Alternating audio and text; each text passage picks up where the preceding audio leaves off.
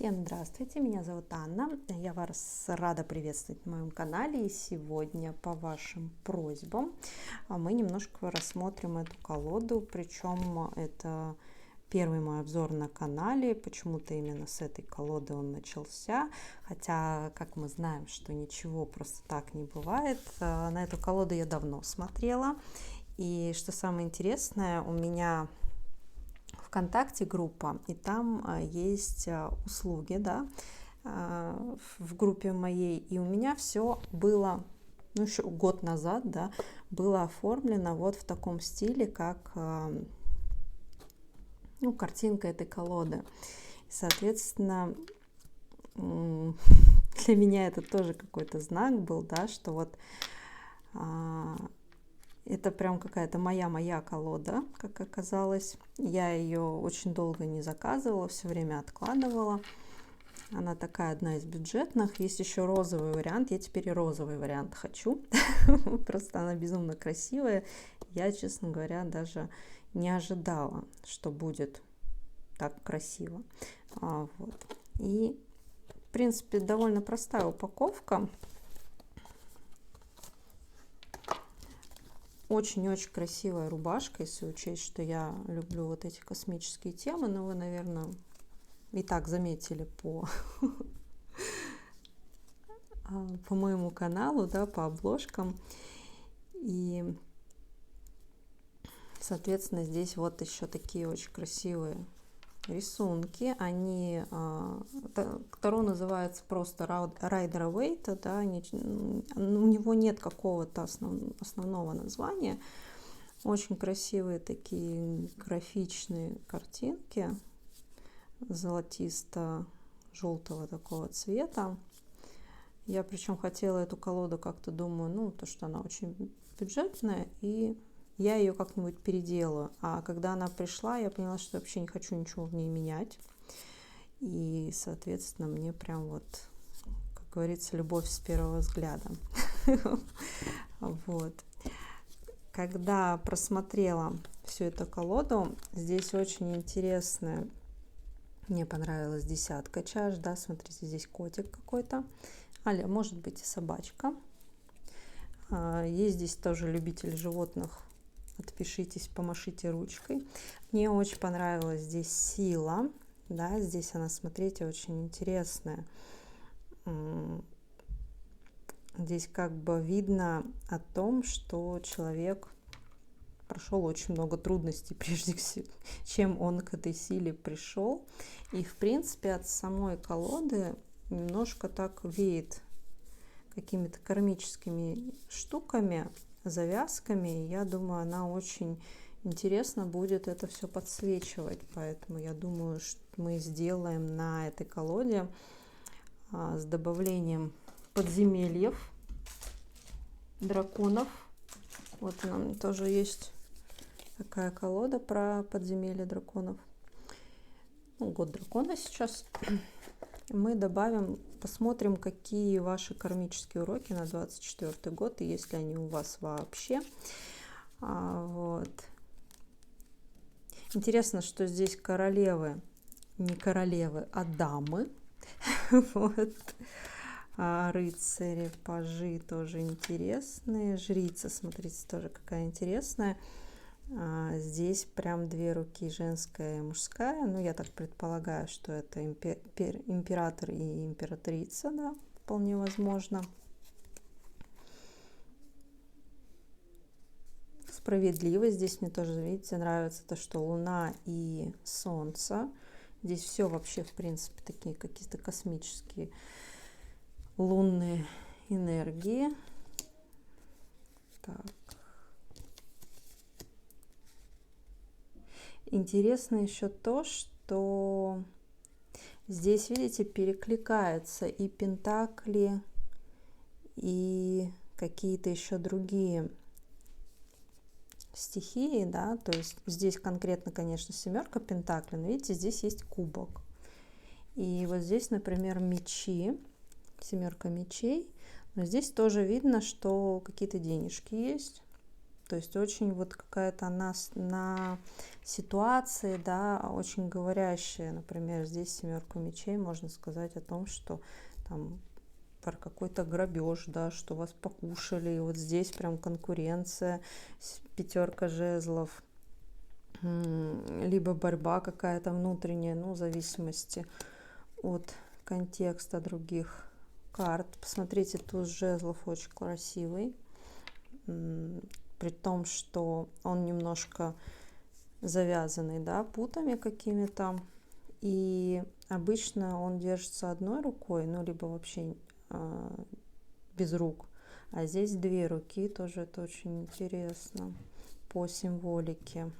Рыцарь жезлов, кстати, здесь уже, смотрите, такой довольно не рыцарь, он уже не молодой, что тоже интересно будет в раскладах. Девятка жезлов, смотрите, здесь прям может указывать на какие-то воздействия извне, магические в том числе, да, поэтому еще один из вариантов, да, почему эту колоду можно какие-то кармические темы использовать. Двойка пентаклей интересная. Десятка тоже жезлов интересная. Паж пентаклей, смотрите, здесь девушка, причем остальные пентакли, они здесь юноши, только в пентаклях девушка. Туз чаш, туз мечей очень красивый, прям очень красивый, с такой, с цветами. А я, наверное, давайте вот так буду класть, чтобы вам было удобнее, что я не подумала об этом. Так, это жезлы. Рыцарь мечей, кстати, очень интересный, потому что здесь, кстати, не все рыцари на конях. И именно мечевой он здесь в доспехах. Туз пентаклей тоже, посмотрите, очень какой красивый. Если вы символику просто знаете, вам прям понятно. Здесь вот это клевер, да, еще 3, это удача, прям какая-то не только обычно новая какая-то жизнь, но это прям удача. Паж чаш очень интересный на самом деле, и он выливает кубок на себя, да, недавно сегодня делала расклад девочки, и это, несмотря на то, что это кубки, да, здесь прям прочитался как бывший мужчина, который был очень сильным эгоистом, который на себя все ресурсы забирал, да, он действительно таким и был. Я спросила, естественно, у девушки, прежде чем рассказать это, потому что очень интересно, прям показалось. Вот видите, он на себя кубок.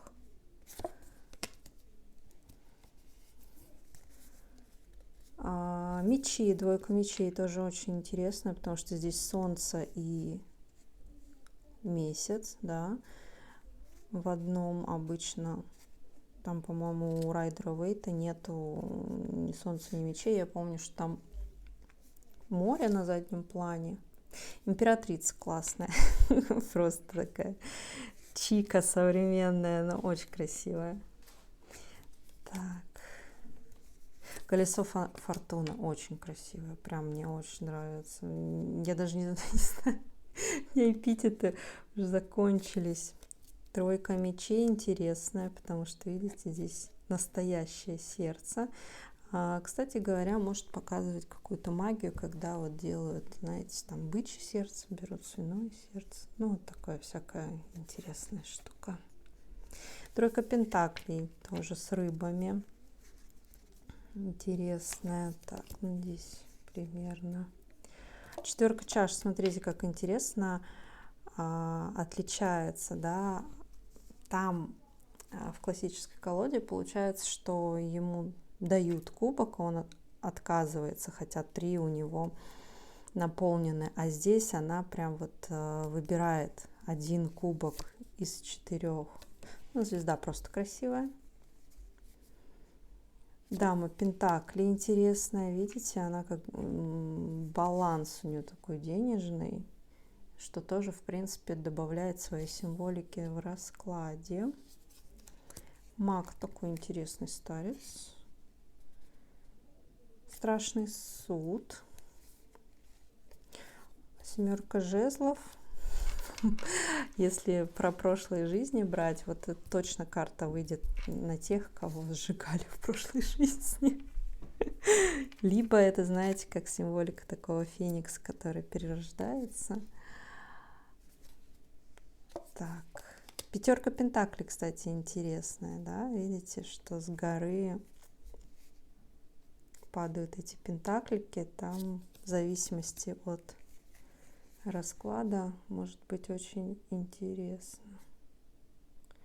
Ну, такая улыбающаяся смерть трансформации. Так. Шестерка чаш тоже интересная. Здесь чаще всего я видела, что там двое человек, да. А здесь видите, как тень такая, которая наполняет кубки, причем они наполнены разным чем-то. Восьмерка жезлов, здесь жезлы идут вверх, причем с какими-то посланиями. Двойка жезлов тоже интересная, видите, как огонь. И тройка чаш вполне как бы обычно, шут, забавный. Девятка пентаклей, в принципе, похоже. Солнце красивое, здесь причем девушка. Умеренность вполне тоже. Паж жезлов тоже не на коне. А, у нас рыцари на коне. Отшельник, здесь девушка. Причем я сначала подумала, что она греет руки об этот цвет, что, в принципе, тоже можно эту символику использовать. Ну, дьявол вполне такой ожидаемый, назовем это так. Король мечей. Причем, смотрите, король мечей с пентаклями. Что мне тоже понравилось в этой колоде, что есть какое-то, знаете, взаимодействие по стихиям. Повешенный тоже интересный. Восьмерка чаш.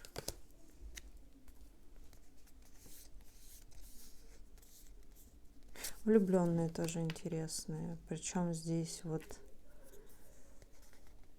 в раскладах будет прям проигрываться интересно, что прям посмотреть в лицо своему выбору или что-то в этом роде. Император, мне понравилось, что он как будто вот такая карта, будто бы он пытается из карты вас обнять. Здесь как будто такие какие-то астрологические штуки. Десятка мечей. Четверка жезлов, смотрите, очень интересная. Я даже поначалу подумала, что это карта влюбленная, но здесь прям видите, какое взаимодействие тесное, на отношения будет интересно раскладывать. Шестерка пентаклей тоже интересная. То есть здесь много карт интересных. Пятерка чаш. Причем, видите, она здесь с каким-то такой короной солнцем. Очень мне понравилась десятка пентаклей. Очень люблю китов. Может быть, есть какая-то колода с китами? Надо поискать, кстати. Дама чаш. Смотрите, здесь прям восточная красавица. Восьмерка пентаклей. Она здесь прям какое-то варево делает. Ведьминская. Колесница тоже красивая. Видите, причем солнце у него сзади. Можно попутать с арканом солнца. Рыцарь чаш. Причем, насколько рыцарь чаш отличается от пажа чаш. Там паж чаш на себя выливал, да? А вот в том раскладе как раз было, что мужчины эгоисты были поначалу, а потом выпал рыцарь чаш. То есть это мужчина, который уже готов к своим кубкам делиться. Он уже, видите, притягивает его вперед. Шестерка жезлов очень красивая, прям чем-то, например, императрицу напоминает, наверное, короной. Девятка чаш, тоже такой лайтовый вариант. Двойка чаш, очень на умеренность похожа. Четверка мечей. Мир тоже красивый. Прям мир. И видите, здесь звезда еще. В сочетании со старшим арканом звезда прям будет интересно читать. Король чаш. Король пентаклей. Видите, тут причем король пентаклей кого-то еще и с жезлом. Что интересно, жрец здесь с закрытыми глазами. Я что-то не помню, в каких колодах он был бы с закрытыми глазами. Это очень интересно. А дама мечей здесь, смотрите, 3 меча. Что тоже интересно. В общем, все очень интересно в этой колоде. Есть небольшая инструкция. Ну так. Ничего особенного. Причем самое интересное, эта колода называется просто Райдер-Вейта. И в последнее время мне приходит очень много информации про Гекату и Лилит. И под впечатлением всей этой информации я захотела... Геката, как минимум, это лунная богиня, да. И под всем этим впечатлением я решила поискать, есть ли Таро Лилит. И поняла, что нету. По-моему, Таро Гекаты есть. У меня его нету. И я поняла, что я весь интернет ищу Таро Лилит, а по факту вот оно. Таро Лилит. Она у нас тоже связана с Луной. И я для себя решила, что у меня эта колода будет как Таро Лилит. Как-то вот так. Спасибо вам за ваше время, за то, что были со мной. Напишите в комментариях, как вам вообще колода, понравилась, не понравилась, какие темы вы хотели бы на ней увидеть, что разложить.